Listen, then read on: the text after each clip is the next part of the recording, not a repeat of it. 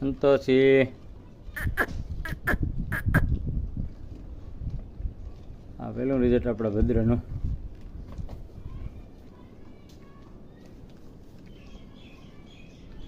આ બીજું લંપીમાંથી બસી દ્વારકાધીશની કૃપા. હજી પણ એને થોડી તકલીફ છે, પગ એક દુખે. આ ત્રીજું ગૌરીની આપણી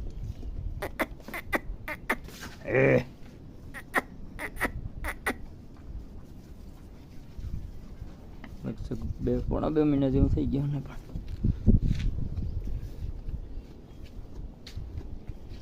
મિત્ર આપણા ભદ્રાનું રિઝલ્ટ કેવું લાગ્યું કયો? અને મારી બધી આપણી પાસે છે જ હાજરમાં.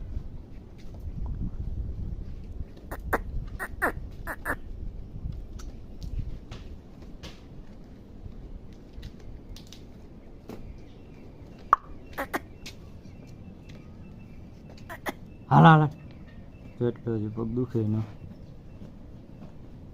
રહી ગયા. શ્વાસ રહી ગયા એટલે શ્વાસ હોય તો માસ આવે વાત છે ને, એ હાસી છે.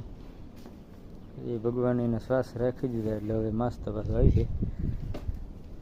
બસી ગઈ ભગવાનની કૃપા. કાનમાં ગોખા પડીને તૂટી ગયા, સાંભળા બધા નીકળી ગયા. તો આ બાજુ એક છે, સેકન્ડ મહિનો થાય છે એટલું રહ્યું, રૂજાઈ જાય એટલે રેડી.